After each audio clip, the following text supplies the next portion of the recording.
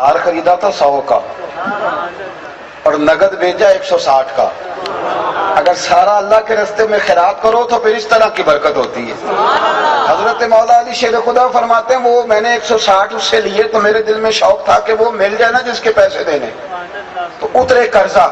کہتے میں واپس پلٹا تو وہ بندہ بھی مل گیا. میں نے نا اس کو کہا میاں اپنا تو 100 پکڑ. اس نے 100 لیا. حضرت علی فرماتے 6 دینار کا سامان خریدا, 54 جیب میں ڈالے.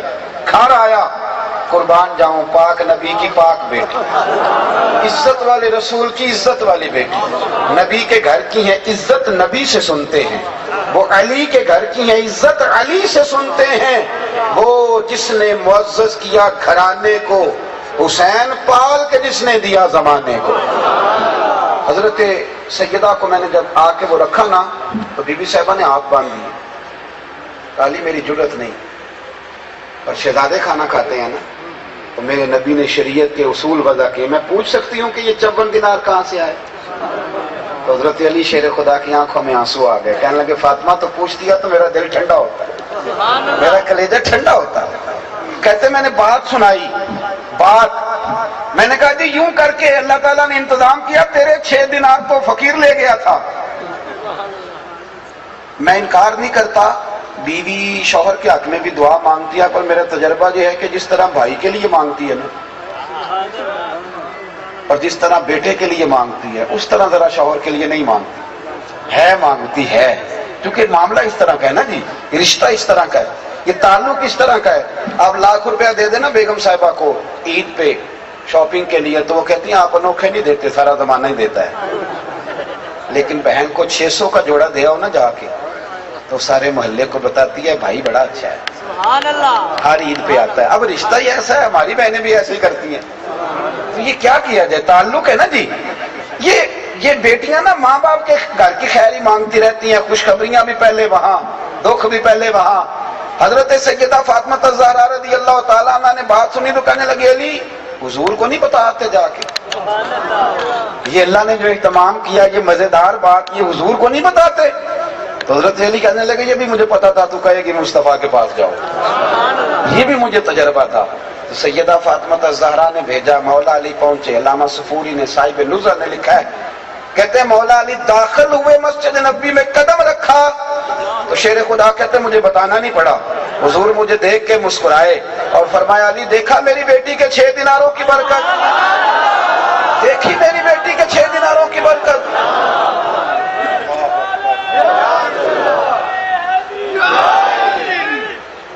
فرماتے ہیں دیکھا, اور کہتے ہیں جب اگلا جملہ حضور نے کہا تو میری خوشی کی انتہا نہ رہی. فرمایا علی تم پوچھنا چاہتے ہو نا کہ تمہیں اونٹ بیچ کون گیا اور خرید کے کون لے گیا؟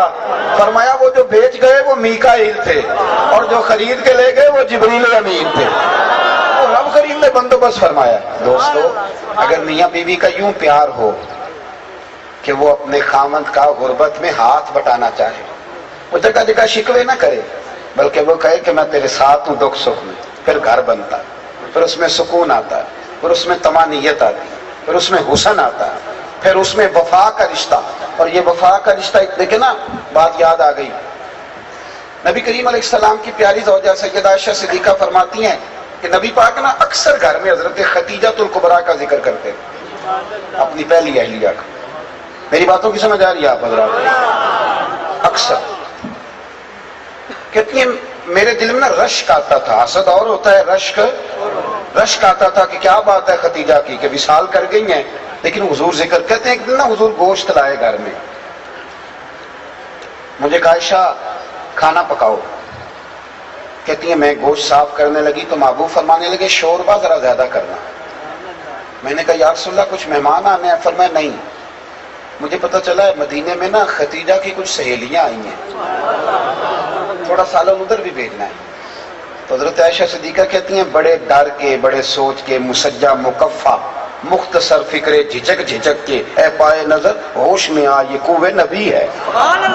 کہتی بڑے دھیمے لہجے میں آنکھیں جھکا کے گوشت پہ لگا کے نا میں نے ایک ہلکا سا جملہ, میں نے کہا یا رسول اللہ صلی اللہ علیہ وسلم آپ کو اللہ نے جوان اور خوبصورت بیویاں دی ہیں, خدیجہ تو 15 سال بڑی تھی, اور آپ ہر وقت ختیجہ کا ذکر کرتے رہتے ہیں.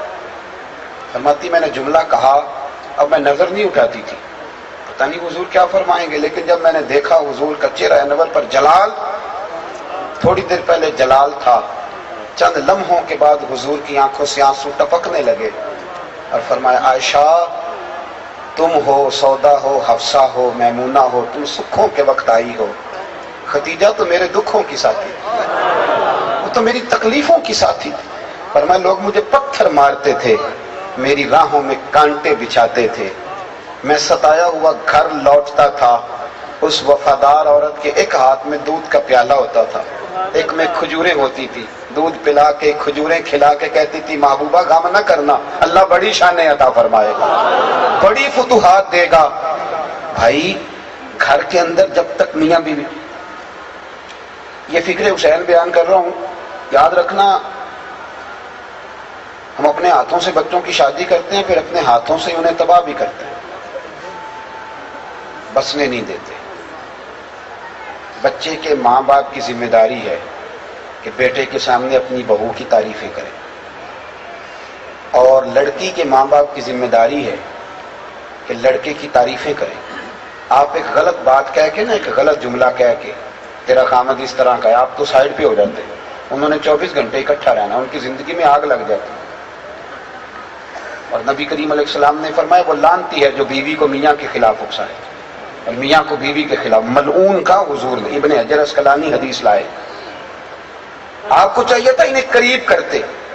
میاں دیکھو نا، بیوی اگر چاہے تو بچے باپ کے فرما بردار ہوتے ہیں، وہ کہے تمہارا باپ کی کیا بات ہے، اس نے بڑی محنت کی. اور اگر خامن چاہے اور بچوں کو سمجھائے کہ میں تم اس سفر میں کہتا تھا، میں تو محنت کرتا تھا، تمہاری ماں تمہاری خدمت کرتی، وہ ڈیوٹی کرے. سنو قرآن مجید نے بتایا ہے 13 سال حضرت ابراہیم نہیں گئے جناب اسماعیل سے ملنے. توجہ ہے میری بات پر؟ 13 سال کے بعد جب گئے ہیں تو جا کے کہا کہ لاؤ خنجر، مجھے تو خواب آئی ہے، تمہیں میں نے ذبح کرنا ہے. تمام مفسرین نے لکھا ہے کہ حضرت ہاجرہ نے بیٹے کے دل میں یہ بات ڈال دی تھی کہ بیٹا تیرا باپ بڑی شانوں والا ہے. ماں نے ڈالی تھی. ماں نے فرما ماں چاہے تو تباہی کر دے اور ماں چاہے تو باپ کا فرما بردار بنا دے. اپنے گھر پہ نظر کرے، اگر کبھی تھوڑا سا اختلاف رائے ہو بھی جائے. حضرت مولا علی کہتے ہیں میرا اور سیدہ کا رائے کا اختلاف ہو گیا اور بات میری وجہ سے بڑھ گئی، مجھے کوئی غصہ تھا بس نکل گیا. تھک تو نہیں گئے آپ لوگ؟ اللہ کو جزائے خیر دی. اگلے تو ٹھیک ہے، پچھلوں کا کوئی مسئلہ لگتا ہے مجھے. اللہ برکت دے. آپ یہ تو بڑا روحانی سا سلسلہ ہے. میں بھی خاصا تھکا ہوا تھا، لیکن کچھ لوگوں کے بارے میں انسان کا ذہن ہوتا ہے کہ شاید سب جگہ ہٹو بچو ہے. کسی نے کہا تھا کوئی چھوٹا اس وقت نظر آتا ہے جب دور سے دیکھا جائے یا غرور سے دیکھا جائے. میری پہلی ملاقات ہوئی صاحبزادہ سلطان ریاض الحسن صاحب سے، تو بعض اوقات کانسیپٹ کچھ اور ہوتا ہے. جب میری 10 20 25 منٹ کی ملاقات ہو گئی تو مجھے لگا کہ میں کسی درویش سے ملا. انہوں نے جب حکم دیا تو مجھے کہنے لگے بچے میں لمبا سفر کرنے سے اکثر گریز کرتا ہوں اپنی طبیعت کی وجہ سے. میں نے کہا بھی وہاں جانا ہے اور انشاءاللہ جائیں گے، حاضر ہوں گے. ہر جگہ پہ کوتاہیاں ہی بیان کرنا کہ سب آستانوں پہ تباہی اتر گئی ہے، یہ تو معمول بن گیا ہے. تھوڑی سی دلیری کرنی چاہیے نا ہمیں. جو بندے خیر والے ہیں ان کا بھی ذکر کرنا چاہیے، اس لیے کہ نبی پاک علیہ السلام نے فرمایا میری امت کبھی گمراہی پر جمع نہیں ہوگی. یہ نہیں ہو سکتا کہ ساری دنیا خراب ہو جائے. یہ کیسے ہو سکتا ہے؟ یہ ممکن ہی نہیں ہے، یہ ہو ہی نہیں سکتا. تو جہاں خیر نظر آئے اس کا بھی ہمیں تذکرہ کرنا چاہیے اور کسی کو بتانا چاہیے کہ ہاں سنت کی پابندی، شریعت کا لحاظ، دین کا درد، کچھ ذوق، کچھ عاجزی، کچھ سب کے بیچ مل کے رہنا، یہ ابھی بھی کچھ لوگوں میں چیزیں پائی جاتی ہیں. بہرحال کوئی ایسی خوشامد نہیں کرنا چاہ رہا. تو میں ایک دو بات اور آپ کی خدمت میں عرض کرنا چاہ رہا ہوں، ذرا توجہ کرنا. مولا علی کہتے ہیں بات ذرا بڑھ گئی. حضور کو پتہ چلا تو نبی کریم تشریف لائے. مولا علی کہتے ہیں مجھے پتا تھا بات میری وجہ سے بڑھی ہے. توجہ ہے؟ چھوٹے آدمی اپنی غلطی نہیں مانتے کبھی بھی، غلطی ہمیشہ بڑا آدمی مانتا ہے. مولا علی سے کسی نے کہا تھا بڑا عالم کون ہوتا ہے؟ فرمایا وہ جس کو مسئلے کا پتہ نہ ہو تو کہہ دے مجھے نہیں پتا. امام مالک سے ہارون رشید نے کہا حضرت جی میرے سوال کا جواب دو. امام مالک چھوٹا مولوی نہیں، امام مالک حرمین کے امام، اس سوال کا جواب دو تو امام مالک فرمانے لگے نہیں آتا، تحقیق کر کے بتاؤں گا۔ کہنے لگے اتنے بڑے امام ہو تو جواب نہیں آتا؟ فرمانے لگے ہارون رشید مجھے ہر سوال کا جواب آتا ہوتا پھر تو میں خدا ہوتا۔ عجیب بندے ہو بھائی، ہر بات کا بڑا آدمی ہوتا ہے جو کہتا ہے کہ نہیں مجھے غلطی لگ گئی، چھوٹے تو ڈٹ جاتے ہیں۔ اعلیٰ ظرفی کی علامت ہے، جو اعلیٰ ظرف ہوتے ہیں ہمیشہ جھک کے ملتے ہیں، کیونکہ صراحی سرنگوں ہو کر بھرا کرتی ہے پیمانے، وہ جھکتی ہے تو کسی کا پیالہ بھرتا ہے، اگر وہ بھی اکڑی رہے تو کسی کے پیالے میں کوئی چیز جائے گی؟ بہرحال جتن جتن ہر کوئی کھیڈے، کدی ہارن کھیڈ فقیرا اور جتن دا مل کوڈی پیندائی، ہارن دا مل گیرا، کبھی ہارنا بھی سیکھے۔ عزیز دوست، مولا علی کہتے ہیں بات میری وجہ سے بڑی، حضور کو پتہ چلا، محبوب تشریف لائے، سمجھ گئے کہ آج مولا علی کی وجہ سے معاملہ آگے بڑھا ہے، لیکن حضرت علی کہتے ہیں حضور نے بتلایا کہ گھر کیسے بنانا ہے۔ کہتے چاہیے تھا کہ مجھے حضور کچھ فرماتے، لیکن سیدہ کا بازو تھاما، کونے میں لے گئے، فرمایا فاطمہ خبردار، علی تمہارے شوہر ہیں، ضروری نہیں کہ جیسے تم کہو ویسے کریں، آج کے بعد اطلاع نہ آئے تمہارے رائے کے اختلاف کی۔ بیٹی کہہ سکتی ہے نا کہ ابا جی میری بھی تو سنے نا، میری بھی تو سنے نا، بات تو ان کی وجہ سے بڑی ہے، پر وہ پاک رسول کی پاک شہزادی۔ عرض کی حضور جیسے آپ کہیں گے ویسے کیا جائے گا، آئندہ نہیں موقع ملے گا۔ مولا علی کہتے ہیں میں دور کھڑا تھا، بات سنی تو میری آنکھوں میں آنسو آ گئے، یہ طبقات ابن سعد میں روایت موجود ہے، کہتے ہیں میری آنکھوں میں آنسو آئے، میں تڑپ کے آگے بڑھا اور مصطفیٰ کا ہاتھ تھاما تو میں رو پڑا، میں نے کہا محبوب تیری شانوں پہ قربان جاؤں، آج کے بعد میری شکایت نہیں آئے گی، کبھی بات نہیں بڑھے گی۔ دوستو گھر بنا، اور پھر دیکھو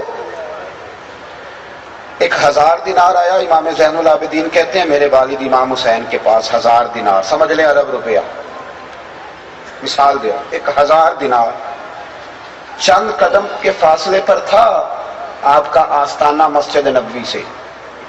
امام زین العابدین کہتے ہیں 1000 دینار آئے اور امام علی مقام مسجد نبوی سے نکلے اور اپنے گھر تک جاتے جاتے 1000 دینار بانٹ دیا۔ کہتے ہیں جب آخری 2 دینار ان کے ہاتھ میں تھے اور وہ فقیر کو تھما رہے تھے تو ان کے بغل سے کپڑے پھٹے ہوئے تھے، تو میں نے عرض کی ابا جی اگر 2 دینار رکھ لیتے ایک کرتا نیا لے لیتا، تو فرمانے لگے زین العابدین تو پہلے بتا تو میں سوچتا۔ کہنے لگے حضور سمجھ آ گئی، یہ رکھنے آپ نے پھر بھی نہیں تھے، صرف سوچنا ہی تھا، آ گئی سمجھ میں بات، رکھنے نہیں تھے پھر بھی آپ نے 100 نفل پڑھتے تھے امام حسین روزانہ فرض نماز کے علاوہ، 3 دن سے پہلے پہلے قرآن پاک ختم فرماتے۔ امام علی مقام بھئی کربلا کی تو جب وقت آئے گا نا سنت ادا کرنی ہے تو یہ تو سنت ادا کرو نا امام حسین، یہ بھی سنت۔ البدایہ و النہایہ نے لکھا ہے 9 محرم کی رات ابن سعد نے آ کے کہا حسین یا جنگ کرو یا بیعت کرو، تو امام حسین فرمانے لگے ایک رات کی مہلت دو، چلا گیا۔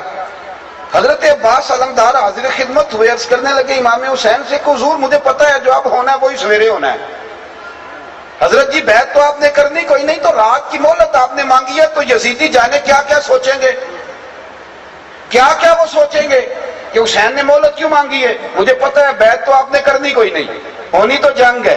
سمجھ آ رہی ہے نا میری بات کی، بیعت تو کرنی نہیں، ہونا تو جنگ ہے، تو حضرت جو صبح ہونا ہے وہ اب ہو جاتا۔ سنو امام حسین کے جملے تاریخ میں چمکتے ہیں۔ امام حسین فرمانے لگے عباس تو جانتا ہے نا مجھے سجدوں سے بڑا ہی پیار ہے، تو جانتا ہے مجھے قرآن پاک سے بڑی محبت ہے، تو جانتا ہے دعا اور استغفار سے مجھے بڑی دلچسپی ہے، یہ سجدہ نا آدمی کو جوان رکھتا ہے، جو مصلی سے جڑ جاتا ہے نا اس کے پاس خدائی طاقت ہوتی ہے، خدائی۔ جن لوگوں کے مصلی آباد ہوتے ہیں ان کے دل کبھی ویران نہیں ہوتے، یہ جو کہتے ہیں نا سارا کچھ ہے پر میں بور بڑا ہوتا ہوں، اس لیے بور ہوتے ہو کہ روح پیاسی ہے، یہ سجدہ مانگتی ہے، یہ آنسو مانگتی ہے، یہ رونا دھونا مانگتی ہے، یہ تڑپ مانگتی ہے، یہ سوز مانگتی ہے۔ ابھی ہم صاحبزادہ صاحب نے مہربانی کی تو ہم وہاں گئے تھے حضرت سلطان العارفین کی بارگاہ میں، تو دعا ہو رہی، ایک بچہ مجھے کہنے لگا کہ میں کبھی نہیں رویا آج رو پڑا ہوں، کیا ماجرا ہے؟ تو میں نے کہا رونے کے بعد بتاؤ کیسا لگا، یہ چھوڑو۔ کہنے لگے جی عجیب ہی دل ٹھنڈا ہو گیا ہے۔ میں نے کہا اس لیے کبھی کبھی رویا کر، ہاں عاشق دا کام ہی رونا تو बिना रोयों नहीं मंजूरी, ये आशिक सदा ही रोंदा रहिंदा है, भावें वसल होवे ते भावां दूरी, वरना तो दिल सख्त हो जाए। रोया करो भाई, सुनो और याद रखना। हजरत अब्बास से इमाम हुसैन फरमाने लगे, मुझे सजदों से प्यार है, तिलावत से, इस्तिगफार से मोहब्बत है। फरमाया मैंने इसलिए एक रात की मोहलत ली है कि मैं खुल के रब को सजदा करूं, मैं इस्तिगफार पढ़ूं। सारी रात इमाम अली मकाम की सजदों में गुजरी। इमाम हुसैन बड़े साफ दिल के आदमी थे। आपके एक छोटे भाई हैं हजरत मोहम्मद बिन हनफिया, फिक्र हुसैन बयान कर रहा हूं, वो वाली जिसकी हमें जरूरत है सादे लोगों को। छोटे भाई हैं हजरत मोहम्मद बिन हनफिया, इसी बात में इमाम हुसैन उनसे नाराज हो गए। इमाम हुसैन उठ के चले गए। लोगों ने हजरत मोहम्मद बिन हनफिया जी हजरत अली की दूसरी अहलिया में से हैं, दूसरी ज़ौजा में से। लोगों ने कहा कि आपके भाई हुसैन नाराज हो गए, अब कभी पलट के नहीं आएंगे। फरमाया भाई मेरा है कि तुम्हारा? आपके भाई हैं। फरमाया अगर कहो तो हुसैन अभी वापस आए। मैं जानता हूं 2 मिनट का गुस्सा है, वो दिल में कुछ रख नहीं सकते, उनका दिल बड़ा साफ है। बेशक गलती मेरी है, पर हुसैन अभी आए का जनाब आ जाए तो कमाल है। हजरत मोहम्मद बिन हनफिया ने खत लिखा, कहने लगे भाई आपके वालिद भी मौला अली और मेरे भी मौला अली, पर मेरे नाना का नाम मुस्तफा तो नहीं ना। हुजूर आप बड़े हैं, मैं छोटा हूं, लेकिन मेहरबानी फरमाएं, करम नवाजी करें। आपने नाना मुस्तफा करीम अलैहिस्सलाम का वो फरमान तो सुना होगा कि 2 भाई नाराज हों, जो सुलह करने में पहल करे जन्नत में आगे पहले जाएगा। तो हुजूर दिल मेरा कर रहा था मैं आऊं, पर अगर मैं जन्नत में जाते वक्त आपके आगे आगे चला तो आपको पूछते होगी, ये भी तो बेदबी है ना। अब आप हुक्म कर दें मैं आ जाऊं कि आप आते हैं। इमाम हुसैन ने खत पढ़ा तो रो पड़े। फिर सर पे दस्तार बांधी। भाई ने कहा कहां जा रहे हैं? आपकी मेहरबानी जी आप तशरीफ रखें, मैं तो दुआ लेने आया हूं, पैसे लेने थोड़ी आया हूं, अल्लाह आपको जुज़ाए खैर अता फरमाए। कहा जनाब आप कहां जा रहे हैं? फरमाया भाई के पास, आप तो नाराज थे। फरमाया वो मेरा भाई है, नाराजगी 2 मिनट की थी, नाराज क्यों रहना है भाई के साथ? फौरन सुलह, फौरन। और फिर इमाम हुसैन लाजपाली करने वाले हजरत उसामा बिन ज़ैद बीमार हो गए। ये नबी पाक के बड़े लाडले गुलाम। हुजूर फरमाते थे अगर उसामा लड़की होता तो मैं इसे जेवर पहनाता। हजरत इमाम हुसैन रज़ी अल्लाह तआला अन्हु, हजरत उसामा बिन ज़ैद बीमार हो गए। 80,000 दिनार का कर्जा है या 60,000 दिनार का कर्जा। दोस्तों से रिश्तेदारों से पूछा पर कोई मदद को ना आया। सारी उम्र ही आटा गुद है, लखा कीते नहीं पेड़े, वक्त आया ही ते मोहम्मद बख्शा, कोई नहीं हो बैठा नेड़े। किसी तरह बात ना बनी तो उसामा बिन ज़ैद बीमार थे, आखिरी वक्त था। कहने लगे जाओ कोई हुसैन इब्ने अली को खबर करो। इमाम हुसैन को ये लाजपाल पीर होते हैं, कहते हैं खबर मिली तो इमाम अली मकाम दौड़े आए। हजरत उसामा बिन ज़ैद रो पड़े, कहने लगे आपके नाना का नौकर हूं, लेकिन बीमार हो गया, मकरूज नहीं मरना चाहता। इमाम हुसैन खादम को भी कह सकते थे घर पैसे पड़े या ले आ, सबको बाहर निकाल दिया, खुद गए। 60,000 दिनार बगल में दबाया, चादर ऊपर से ओढ़ ली, ओट में दबा के इमाम हुसैन लाए खुद। जनाब उसामा बिन ज़ैद के पास रख के जो जुमला कहा वो शानदार कहा। कहने लगे उसामा रात कोई पैसे आए थे, मैं सोच रहा था हुसैन को तो जरूरत नहीं, ये अल्लाह ने किसका नसीब मेरे घर भेज दिया। अब पता चला है रब ने तेरे लिए भेजे थे, तेरे ही थे यार, तेरे लिए आए हैं। इमाम हुसैन ने बड़ा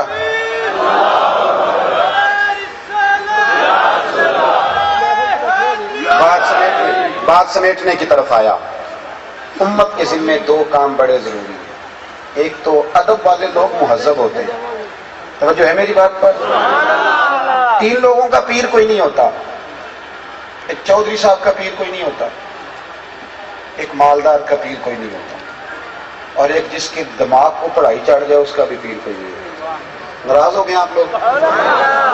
चले हो जाए, मैंने तो अभी चले ही जाना है, लेकिन बात सच्ची कर दी है मैंने। ये हजरत रूमी का फरमान है, जब तक गरीब होते हैं तब तक दुआएं कराते हैं, जब वीर हो जाते हैं तो कहते हैं मैं तो मेहनत करके हुआ। और भाई सुनो, ये जो हमारा मिजाज बन गया ना, इससे निकलो। ये और मुल्ला रूमी ने तो यहां तक लिखा है कि मौलवी का भी पीर कोई नहीं होता। अब तो मैंने अपनी बात की, अब तो आप बोले ना। मौलवी हरगिज न शुद्ध मौलाए रूम, تا غلام شمس تبریز نشد. مجھے ایک صاحب کہنے لگے آپ حضور تاج الشریعہ کے مرید ہیں. میں نے کہا مرید تو بڑی دیر سے بندہ بنتا ہے، میں تو غلام ہوں، تو نوکر ہوں. یہ کیا بات ہوئی، آپ میری نسبت ہے، میرا تعلق ہے. ہمارے ہاں تو مرید پیر صاحب کی کرامت اس طرح سناتے ہیں کہ پونی کرامت تو مرید کی اپنی ہوتی، چوتھا حصہ پیر صاحب کا ہوتا ہے. کہتے میں گیا ہوں تو وہ کہہ رہے تھے میں تیرا استقبال کے لیے کھڑا تھا، اور اگر وہ خلیفہ ہو خدا نہ خواستہ تو پھر وہ کہتا ہے کہ میں ریڑک کے نا تو مکھن نکال کے لے آیا ہوں، پیچھے لسی رہ گئی. پھر وہ یہ کرامت سناتا ہے. چھوڑیں، آپ کس چکر میں پڑیں. خدا کے بندوں، خیر والے کو خیر مل ہی جاتی. کسی نے آ کے کہا تھا خواجہ نظام الدین محبوب الہی سے کہ میرا پیر کامل نہیں. فرمایا یہ تو کسی کامل کو ہی پتہ چلتا، تو نے تو خود کامل ہونے کا دعویٰ کر دیا. تجھے کیسے پتہ چلا کامل نہیں؟ اگر کوئی شرعی غلطی ہے، دین کا باغی ہے تو بتا. عرض کی حضور نہیں، کامل نہیں. فرمانے لگے جا دوڑ جا، جا کے اسی کی نوکری کر. تو اللہ کی رضا کے لیے نوکری کر، وہ جانے اور اس کا رب جانے. تجھے رب کی رضا کے لیے محنت کرنے پر اللہ اجر عطا فرمائے.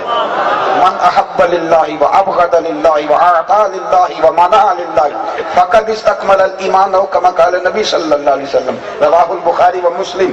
حضور نے فرمایا محبت کر تو اللہ کی رضا کے، بغض رکھ تو اللہ کی رضا کے، کسی کو کچھ دے تو اللہ کی رضا کے، کسی سے کچھ چیز منع کر تو پھر بھی اللہ کی. ادب، آداب. کسی سید کا بلا وجہ بھی ادب کرو گے تو اللہ راضی ہو جائے گا. صحیح کہہ رہا ہوں. ہمارے ہاں ماحول نہیں رہا. یہ درویش لوگ ہیں بیچارے سادے، جو کچھ کریں. اہل بیت نبوت کا ادب. اعلیٰ حضرت فاضل بریلوی رحمۃ اللہ علیہ نے فتاوی رضویہ کی 8ویں جلد میں حدیث لکھی ہے. نبی پاک علیہ السلام نے فرمایا جس نے عبد المطلب کی اولاد کے ساتھ نیکی کی. اور مزے کی بات یہ ہے حدیث کے راوی امیر المومنین سیدنا عثمان غنی ہے. حضرت عثمان غنی رضی اللہ تعالیٰ عنہ راوی ہیں. حضور نے فرمایا جس نے عبد المطلب کی اولاد کے ساتھ نیکی کی، وہ جب مجھ سے ملے گا تو میں خود اسے صلہ عطا کروں گا. اب بریلی کے امام کا قلم بڑا شاندار ہے نا. اعلیٰ حضرت حدیث میں تبصرہ کرتے ہیں، کہتے ہیں صلہ تو بڑی دور کی بات ہے، محبوبہ ہمارے لیے اتنا ہی کافی. آپ نے کہہ دیا جب وہ مجھ سے ملے گا. تو آپ کی ملاقات ہی بڑا صلہ ہے، تو اگلا صلہ کیا کرنا ہے؟ ادب کریں، احترام کریں. ایک اعلیٰ حضرت کے چھوٹے بیٹے تھے مفتی اعظم مولانا مصطفیٰ رضا خان. 1.25 کروڑ آدمی مرید تھا. ایک ان کے مرید نے ایک نام ماننے والے سے کہہ دیا کہ میرے مرشد مفتی اعظم ہے. کہنے لگا تمہارا سنیوں کا طریقہ ہے، جس کو بھی کہتے ہو اعظم ہی کہتے ہو، امام ہو تو امام اعظم، حضرت ہو تو اعلیٰ حضرت، تمہارا طریقہ ہے، اب مفتی اعظم کہہ لو. کہنے لگا نہیں واقعی مفتی اعظم. کہنے لگا چلو میرے ساتھ چلو، میرے سوال کا جواب دیں گے تو پھر مانوں گا نا. حضرت مفتی اعظم کے بیٹھک کے 3 دروازے تھے. ایک گھر کھلتا تھا، ایک مدرسے میں اور ایک باہر گلی میں. وہ مرید ساتھ لے کے آ گیا، آپ بیٹھے تھے. اب اس نے کہا تھا میں نے سوال پوچھنا ہے. کچھ لوگوں نے پہلیاں یاد کی ہوتی ہیں نا، علم کے لیے مسئلہ نہیں پوچھتے، کسی کا علم چیک کرنے کے لیے مسئلہ پوچھتے، اس لیے ساری زندگی فیض نصیب نہیں ہوتا. آ کے حضور مفتی اعظم سے اس نے کہا جی میرا یہ دوست ہے، یہ آپ سے کوئی سوال کرنا چاہتا ہے. آپ نے فرمایا پوچھو. توجہ ہے میری بات پر؟ میں سمیٹ رہا ہوں، پوچھو. کہنے لگا جی نبی کریم علیہ السلام کی 4 بیٹیوں کے نام بتائیں. اس بیچارے کا بڑا علم ہوگا نا، نام بتائیں. حضرت مفتی اعظم اٹھے اور جو دروازہ گھر کھلتا تھا اندر چلے گئے. تنقید والے منٹ لگاتے ہیں، تنقید کر دیتے ہیں. کہنے لگا تم کرتا تھا مفتی اعظم، انہیں تو 4 بیٹیوں کے نام نہیں آتے، کتاب دیکھنے چلے گئے.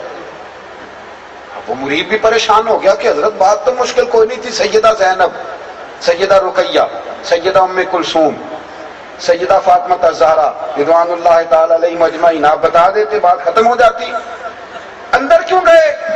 سنو دوستو بزرگوں کے طریقے.